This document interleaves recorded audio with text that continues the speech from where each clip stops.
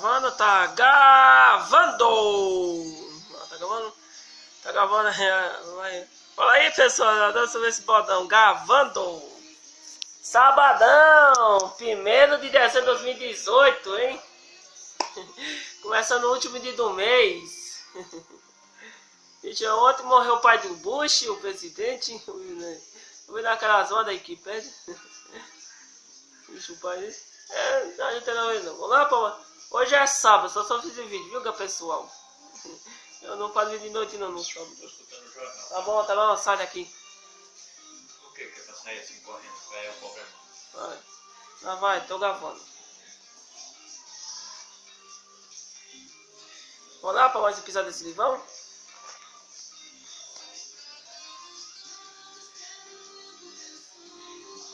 Vamos lá para mais um episódio desse livão? Vamos lá. Aqui o episódio de hoje. Período Republicano, a Era Vargas, 1930 a 1955.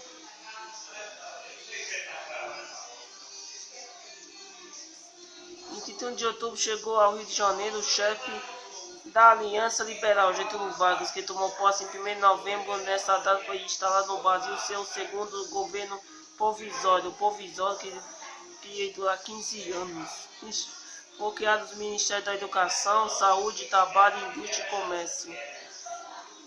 Consequentemente, o ensino, o trabalho experimentaram reforma de fundo. O Ministério do Trabalho teve a organização de seu primeiro-ministro, Lindolfo Collor, jovem deputado do Sul rio-grandense. As leis trabalhistas começaram a arrecadar a vida do trabalhador com indiscutíveis vantagens e garantias. Como a política de intervenção nos estados especialistas por 2 anos, houve uma situação generalizada especializada em São Paulo após o poder de 1930. Ademais, Vargas governava por decretos, já que a Constituição de 1891 houvera sido derrogada. Em São Paulo, acudiu em 9 de julho de 1932 da Revolução Constitucionalista, que durou cerca de 10 meses, mas o governo de Vargas reagiu com as forças do que dispunha, mobilizava e elementou todos os demais estados. Os paulistas que havia acalmado o presidente e seu interventor Pedro de Toledo era comandado militarmente pelo general Bertoldo King, que vieram de Mato Grosso, onde as tropas haviam emprestado certa 114 aqui certa solidariedade.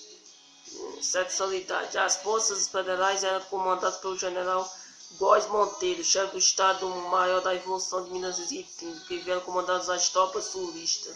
Sentindo a timidez da resistência e tendo levado seu protesto contra a ditadura reinante, os paulistas cessaram a luta a falta de vista. Essa grande resposta, porém, não foi em vão, pois que no ano seguinte, Getúlio Vargas designou uma comissão constituída de grandes juristas para elaborar um anteprojeto de Constituição. Em 1973 foi eleita uma Assembleia Constituinte, que unia em 1974 elaborou a segunda Carta Constitucional Republicana e a terceira do Brasil.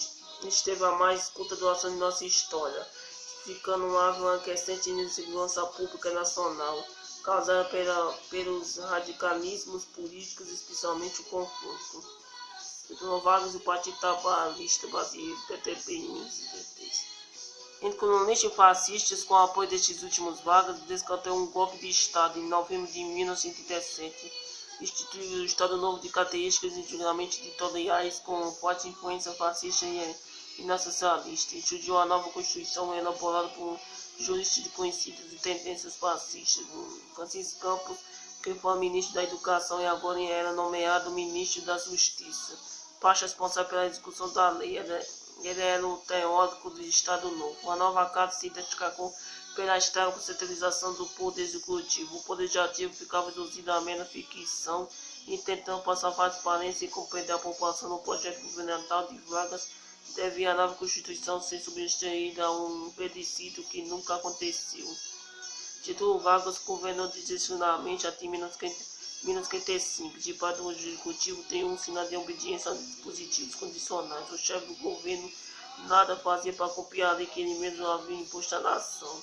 Fato marcante foi a entrada efetiva do Brasil na Segunda Guerra Mundial. Apesar de toda a sua simpatia pelo fascismo, embora não primeiramente calado por pressões e bancas com os americanos, o Brasil tomou posição ao lado dos aliados, tendo enviado à Itália uma força expedicionária PEP, que desempenhou seu papel provavelmente, mas a condição estava colocada. Se nossos soldados por a Europa lutar contra as ditaduras nazistas e fascistas, como acertar o nosso modelo territorial, vindo com a posição de vagas, publicamente ficou insuportável, manobrando para permanecer no poder sob uma aparência de legalidade e popularidade, expõe os políticos liberais simpáticos aos Estados Unidos e com setores militares que votaram da Europa sob influência dos ventos democratizantes. Em outubro de 1955 foi deposto pelos mesmos militares que o ajudaram a dar o golpe de 1937. Vamos final, galerinha. Gostaram do Pedro Vargas? Assim, então uma coisa ainda aqui, o Fique Ligado, Vargas e a legislação trabalhista. A grande inovação da Constituição de 1984 foi o estabelecimento da legislação trabalhista. Os trabalhadores até então não eram amparados legalmente, não tinham proteção do Estado, tanto nas áreas rurais como nas urbanas de sobrevivência do trabalhador. Estavam nas mãos do patronato. Em novembro de 1930 foi criado o Ministério do Trabalho, Indústria e Comércio, que passou a dar um novo tratamento de reivindicações sociais. Não mais uma questão de política, mas uma questão social a ser resolvida no campo de legislação. Em 1971 foram aumentados os sindicatos e 1973 instruídos a junta de conciliação e julgamento.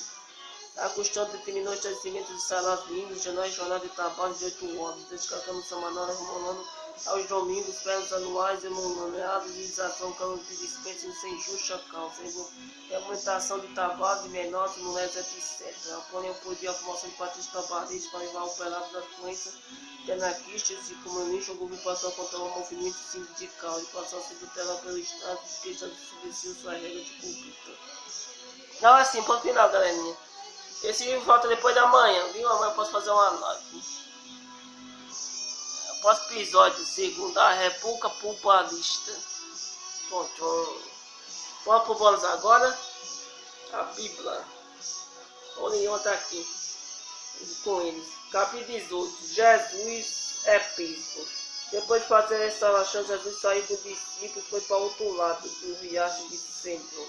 Havia aí um jardim onde Jesus então com eles, Judas o traidor conhecia aquele lugar porque Jesus tinha se unido muitas vezes. Aí com os discípulos, então Jesus foi ao jardim com um grupo de soldados e alguns guardas do templo, mandados pelos chefes dos sacerdotes e pelos fariseus.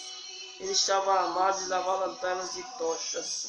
Jesus sabia de tudo que ia acontecer, por isso caminhou na direção deles e perguntou: quem é que vocês estão procurando? Jesus de Nazaré respondeu: sou eu, disse Jesus. Judas o traidor estava com eles. Quando Jesus disse: sou eu, ele pulava e caiu no chão. Jesus perguntou outra vez: quem é que vocês estão procurando? Jesus de Nazaré tornaram a responder. Jesus disse: já que sou eu. Se é ali que vocês procuram, então deixe que estes outros vão embora. Jesus disse isso para que cumprisse o que ele tinha dito antes: Pai de todos aqueles que me testem, eu se perder.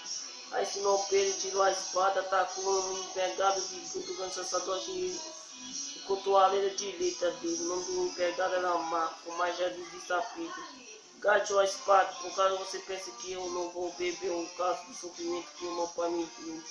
Jesus diante de Anás. Em seguida, os soldados, o comandante e os guardas do templo prenderam Jesus de uma amarrada. Então levaram primeiro até a casa de Anás. Anás é o sogro de Caifás, que naquele ano era um grande sacerdote. Caifás era quem tinha dito aos líderes judeus que era melhor que eles morressem apenas um homem pelo corpo. Pedro nega Jesus. Simão Pedro foi seguir Jesus junto com outros discípulos. Esse discípulo é conhecido de grande sacerdote, pois conseguiu entrar no pátio da casa dele junto com Jesus. Mas Pedro ficou de fora, perto da porta. Os discípulos que era conhecido de grande sacerdote saiu e falou para o empregado que tornava fora da porta. Então ela deixou Pedro entrar e perguntou: você não é um dos seguidores daquele homem? Eu não, respondeu ele. Por causa do frio de pegados e os gatos tinham feito uma fogueira e estava se aquecendo de pé em volta dele. Pedro estava de pé e no meio deles aquecendo também. Jesus diante de um grande sacerdote. O grande sacerdote fez algumas perguntas a Jesus a respeito dos seus seguidores e dos seus ensinamentos. Jesus entendeu. Eu sempre falei a todos para publicamente, ensinava na sinagoga no pátio do templo, quando o povo se reunia e nunca disse nada em segredo. Então por que o Senhor está me fazendo essas perguntas?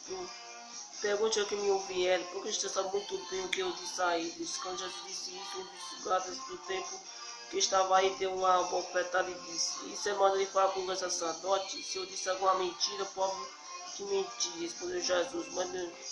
Mas eu falei a verdade, porque que você está me no pé batendo? Depois Anás mandou Jesus ainda amarrado para Caifás, o grande sacerdote. Pedro nega Jesus outra vez. Pedro ainda estava lá de pé e aquecendo pelo pé de fogo, então ele perguntou: Você é dos discípulos daquele homem? Não, eu não sou, respondeu ele. Um dos empregados dos grandes sacerdotes, pai do homem de quem Pedro tinha contado ao ler, perguntou: Será que eu não vi você lá no jardim? Outra vez Pedro disse que não, e no mesmo instante o galo cantou. Jesus diante de Pilatos, depois levar Jesus de casa do Caifás palpado do governador romano. Já de manhã cedo, os judeus não entraram no palácio porque